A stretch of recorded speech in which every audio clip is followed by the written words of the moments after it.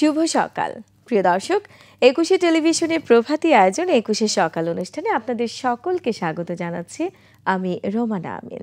প্রিয় দর্শক, রংধনু যেমন ভিন্ন ৭টি রঙে রঙিন, আমাদের জীবনও কিন্তু তেমনই নানা বর্ণে বর্ণিল। আর এই বর্ণিল প্রতিটি পরিবর্তনই হোক মানুষের জীবনে সুখ ও আনন্দময়। দর্শক, সবাইকে আবারও আমন্ত্রণ জানাচ্ছি ২১শে সকাল অনুষ্ঠানের আজকের আয়োজনে। আজ ২১শে সকাল অনুষ্ঠানে বিভিন্ন অংশে থাকছে আজ ও আগামীকালের আবহাওয়ার খবর, আমাদের উদ্ভিদ, আমাদের পরিবেশ, ঝটপট রেসিপি, ঘরের খাবার, মজার খাবার, জানেন কি, অজানা তথ্য এবং থাকছে প্রিয় শিল্পীর একটি মিউজিক ভিডিও। শুরুতেই আজ ও আগামীকালের আবহাওয়ার খবর।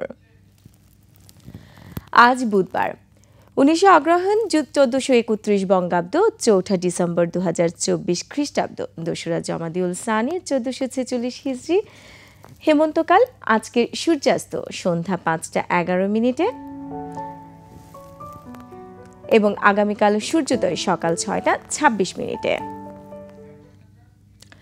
সকালে শিশির ভেজা ঘাস আর হালকা কুয়াশায় প্রকৃতিতে বেজে ওঠে শীতের আগমনী বার্তা। মাঠের পাকা সোনালি ধান কিংবা কৃষকের ধান ঘরে তোলার দৃশ্য এবং কৃষক কৃষাণীর আনন্দ সবই যেন শীতের রূপের অনুষঙ্গ। বৈচিত্র্য রূপের সাজে প্রকৃতিতে বিরাজ করে। শীতের শুরুর দিকে এক অনুভূতি, আর শেষে যেন এক অন্য এক অনুভূতি। ভোরের আকাশে হালকা কুয়াশা, শিশিরে ভেজা মাঠ ঘাট, তারপর ক্রমেই ধরণী উত্তপ্ত হতে থাকে। সৌন্দর্য এবং বৈশিষ্ট্য লালিমায় বাংলার ঋতু। ঋতু বদলের সঙ্গে সঙ্গে বদলায় বাংলার প্রকৃতি ও জীবন। সকল ঋতুর সঙ্গে মানুষের হাসি কান্না যেন জড়িয়ে আছে।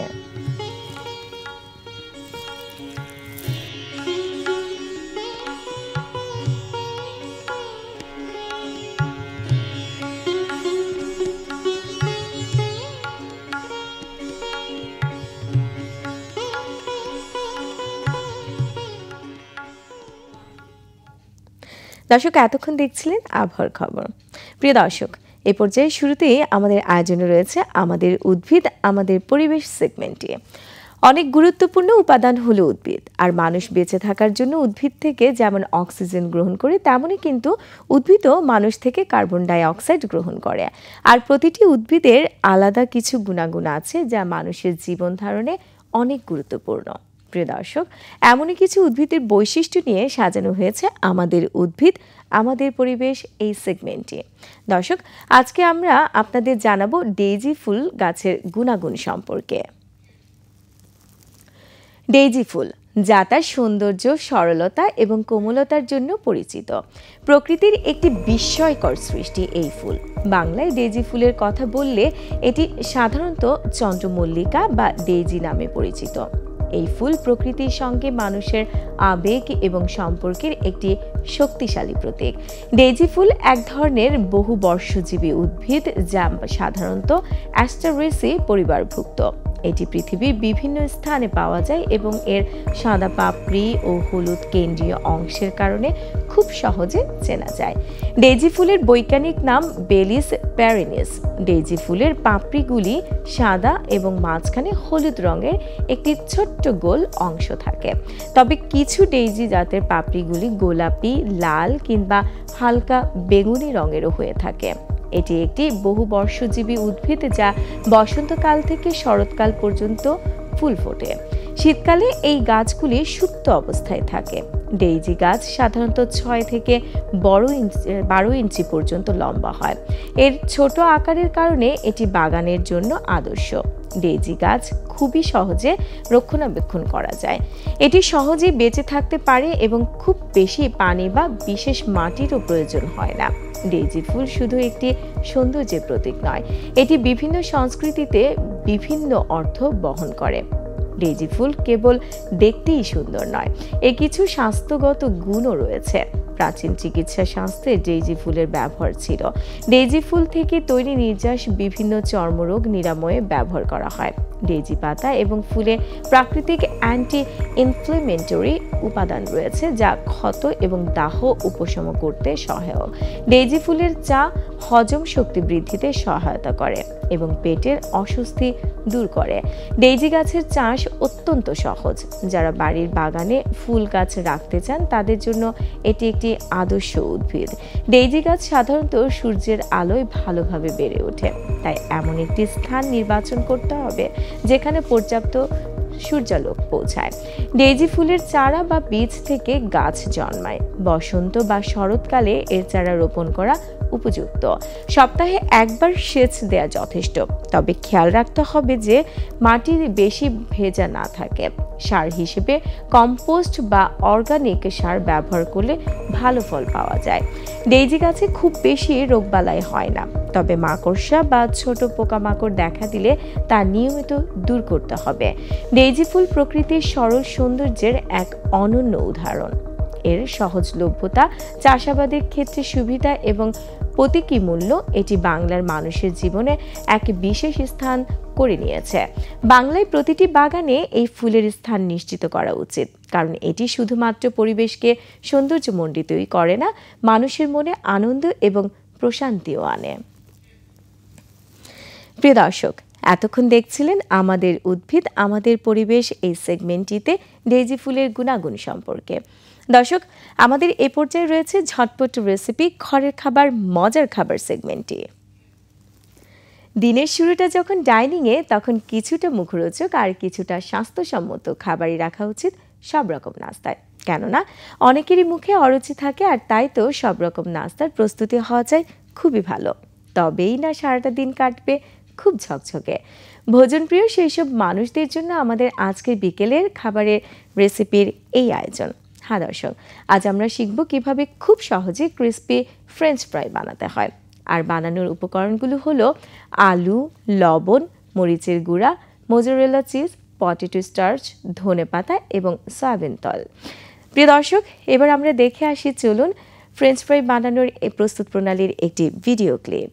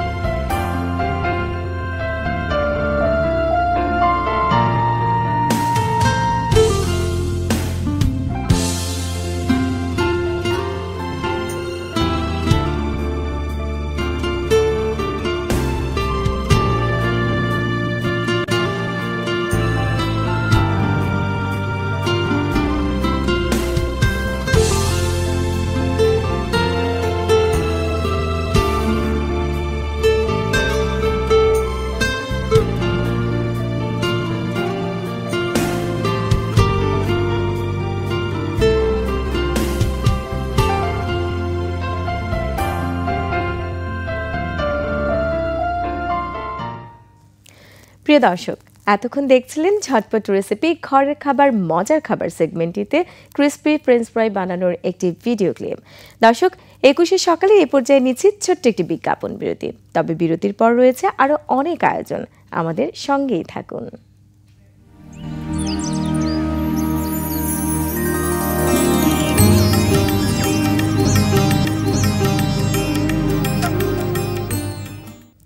প্রিয় দর্শক, বিরতির পর আবারও স্বাগত জানাচ্ছি 21শে টেলিভিশনের প্রভাতী আয়োজন 21শে সকালের আজকের আয়োজনে। দর্শক, আমাদের এবারের আয়োজনে রয়েছে অন্যান্য খবর। প্রিয় দর্শক, আমাদের মাঝে মাঝে মনে হয় আমরা অনেক কিছুই জানি, আবার মাঝে মাঝে মনে হয় আমরা তেমন কিছুই জানি না। আমাদের জানার যেমন শেষ নেই, তেমনই কিন্তু জানার আগ্রহেরও শেষ নেই। হ্যাঁ দর্শক, আর আমরা জানিই বা কতটুকু। তবে আমরা আপনার শেখা অথবা জানার জন্য একটু তো সহযোগিতা করতেই পারি, কি তাই না? আমাদের জানা ও অজানা তথ্য নিয়ে আজকের বিশেষ এই আয়োজন অজানা তথ্য। ব্লুটুথ, যা বর্তমানে আমাদের দৈনন্দিন জীবনের একটি অপরিহার্য অংশ, একসময় ছিল প্রযুক্তি উদ্ভাবনের একটি যুগান্তকারী ধারণা। এটি এমন একটি বেতার যোগাযোগ প্রযুক্তি যা অল্প দূরত্বে ডেটা আদান প্রদানের জন্য ব্যবহৃত হয়। স্মার্টফোন, ল্যাপটপ, ওয়্যারলেস ইয়ারফোন এবং স্মার্ট ডিভাইসের মাধ্যমে ব্লুটুথ আজকের প্রযুক্তি বিশ্বে বিপ্লব এনেছে। 1990-এর দশকে যোগাযোগ প্রযুক্তি উন্নয়নের একটি বড় চ্যালেঞ্জ ছিল ডিভাইসগুলির মধ্যে তারবিহীন সংযোগ স্থাপন। তখন ফোন এবং কম্পিউটারের মধ্যে তথ্য স্থানান্তর করতে তারের প্রয়োজন হতো, যা ঝামেলাপূর্ণ এবং অপ্রতুল ছিল। সুইডেনের টেলিকম কোম্পানি এরিকসন প্রথমবারের মতো এই সমস্যার সমাধানে বেতার যোগাযোগের জন্য একটি প্রযুক্তি তৈরির উদ্যোগ নেয়। এরিকসনের প্রকৌশলীরা 1994 সালে ব্লুটুথ প্রযুক্তির মূল ধারণা উপস্থাপন করেন। মূল লক্ষ্য ছিল স্বল্প শক্তি ব্যবহার করে কম দূরত্বে একটি নির্ভরযোগ্য যোগাযোগ ব্যবস্থা তৈরি করা। ব্লুটুথের নামটি এসেছে 10ম শতাব্দীর ডেনমার্ক এবং নরওয়ের রাজা হ্যারাল্ড ব্লুটুথের নাম থেকে। এই রাজা তার শাসনামলে স্ক্যান্ডিনেভিয়া অঞ্চলে বিভক্ত উপজাতিগুলোকে একত্রিত করেছিল। ব্লুটুথ প্রযুক্তি ও বিভিন্ন ডিভাইসকে সংযুক্ত করার প্রতীক হিসেবে তার নাম ধারণ করেছে। ব্লুটুথের লোগোতে ব্যবহৃত প্রতীকী নর্ডিক রুন অক্ষরের উপর ভিত্তি করে তৈরি করা হয়েছে। এতে হ্যারাল্ড ব্লুটুথের নামের প্রথম অক্ষর এইচ এবং বি কে একত্রিত করে একটি সিম্বল তৈরি করা হয়েছে। 1998 সালে Bluetooth special interest group Bluetooth SIG প্রতিষ্ঠিত হয়। এই সংগঠনের কাজ ছিল ব্লুটুথ প্রযুক্তিকে মানসম্মত এবং সারা বিশ্বের জন্য সহজলভ্য করা। শুরুতে এরিকসনের পাশাপাশি IBM, ইন্টেল, নোকিয়া এবং তোশিবা ব্লুটুথ SIG এ যোগ দেয়। 1999 সালে ব্লুটুথ 1.0 সংস্করণ আনুষ্ঠানিকভাবে উন্মোচিত হয়। এটি ডেটা স্থানান্তর এবং ডিভাইস সংযোগের জন্য একটি নির্ভরযোগ্য সমাধান প্রস্তাব করে। তবে তখনকার সংরক্ষণগুলির সীমাবদ্ধতা ছিল গতি এবং সংযোগ স্থায়িত্বে। ব্লুটুথ একটি বেতার যোগাযোগ প্রযুক্তি যা রেডিও তরঙ্গ ব্যবহার করে ডেটা আদান প্রদান করে। এটি 2.4 গিগাহার্জ ফ্রিকোয়েন্সি ব্যান্ডে কাজ করে। ব্লুটুথের মাধ্যমে দুটি ডিভাইস একে অপরের সঙ্গে যোগাযোগ স্থাপন করতে পারে, যাকে বলা হয় পেয়ারিং। ব্লুটুথ সাধারণত 10 মিটার থেকে 30 মিটার পর্যন্ত দূরত্বে কাজ করতে পারে। এটি কম শক্তি ব্যবহার করে ডিভাইসগুলোর ব্যাটারি সাশ্রয় করে। ব্লুটুথে এনক্রিপশন ব্যবহৃত হয়, যা ডেটা আদান প্রদানে নিরাপত্তা নিশ্চিত করে। ব্লুটুথ প্রযুক্তি দ্রুত জনপ্রিয় হয়ে ওঠে কারণ এটি ব্যবহার করা সহজ এবং তারবিহীন ডিভাইস সংযোগে দক্ষ। 2000-এর দশকের শুরুতে মোবাইল ফোন, ল্যাপটপ এবং ইয়ারফোনে ব্লুটুথ ব্যাপকভাবে ব্যবহৃত হতে শুরু করে। ব্লুটুথের মাধ্যমে ডিভাইসগুলির মধ্যে সহজেই ফাইল আদান প্রদান করা যায়। পাশাপাশি এটি অডিও ডিভাইস এবং স্মার্ট ডিভাইস সংযোগে বিপ্লব ঘটিয়েছে। ব্লুটুথ প্রযুক্তির আবিষ্কার যোগাযোগ ব্যবস্থাকে এক নতুন উচ্চতায় নিয়ে গেছে। এর সহজলভ্যতা, নির্ভরযোগ্যতা এবং শক্তি সাশ্রয়ী বৈশিষ্ট্য এটিকে আজকের প্রযুক্তি জগতে অপরিহার্য করে তুলেছে। ব্লুটুথ প্রযুক্তি একসময় তারহীন যোগাযোগে বিপ্লব ঘটিয়েছিল এবং এটি তখন প্রতিনিয়ত আরও উন্নত হচ্ছে। ভবিষ্যতে ব্লুটুথ প্রযুক্তি আরও উদ্ভাবনী ফিচার নিয়ে আসবে, যা আমাদের জীবনকে আরও সহজ এবং উন্নত করবে। প্রিয় দর্শক, এতক্ষণ দেখছিলেন অন্যান্য খবর সেগমেন্টে। দর্শক, ২১শে সকালে এই পর্যায়ে আবারও নিচ্ছি ছোট্ট একটি বিজ্ঞাপন বিরতি। তবে কোথাও যাবেন না, কেননা বিরতির পর ফিরছি জানেন কি ও প্রিয় শিল্পীর একটি মিউজিক ভিডিও নিয়ে। আমাদের ২১শে সকালের এই আয়োজনের সাথেই থাকুন।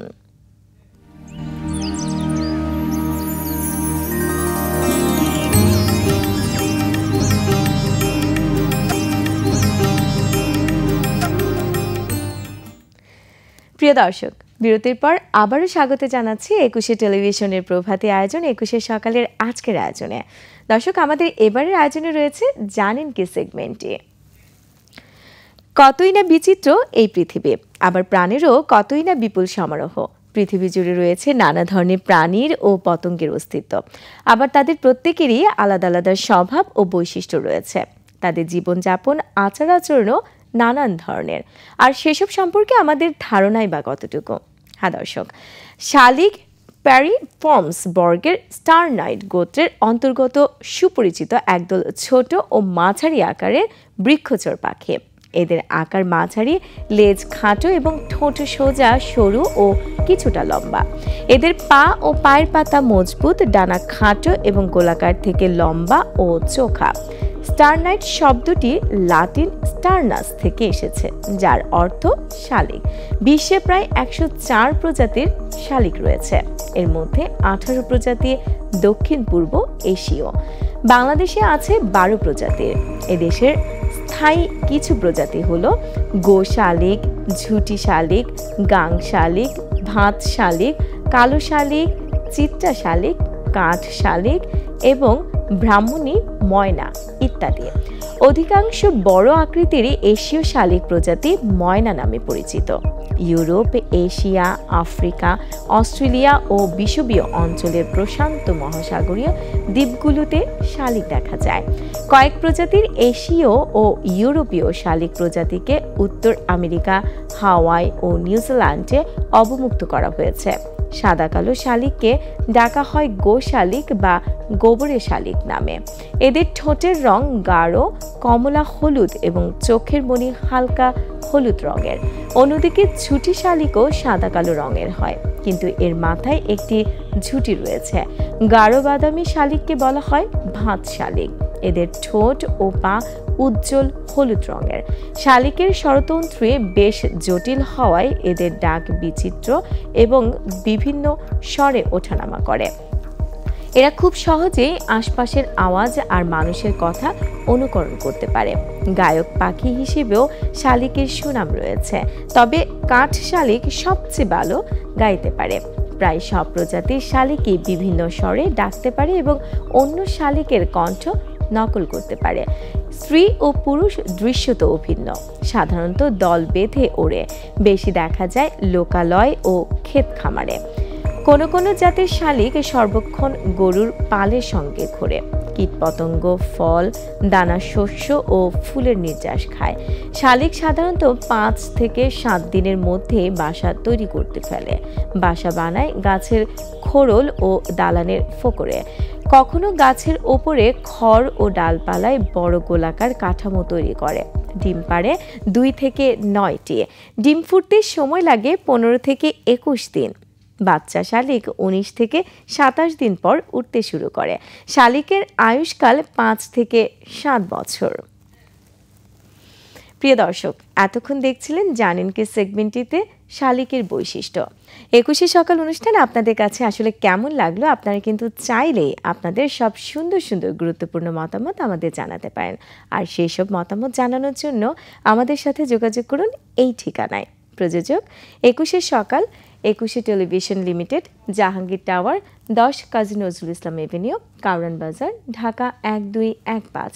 ফোন 880255014316 থেকে 25 নম্বরে। ইমেইল সকাল@21e-tv.com। আমাদের এই অনুষ্ঠানটি দেখতে পারবেন www.youtube.com/@etv-21শে সকাল এই ইউটিউব চ্যানেলে। আমরা থাকবো আপনাদের সেই সব সুন্দর সুন্দর গুরুত্বপূর্ণ মতামতের অপেক্ষায়। দর্শক, আমরা কিন্তু প্রতিদিনই অনুষ্ঠানের একেবারে শেষ প্রান্তে চলে আসার আগে আপনাদের নতুন নতুন সব জিনিস জানাচ্ছি, আর সেই সব জিনিস নিয়ে হাজির হচ্ছি প্রতিটা দিনে।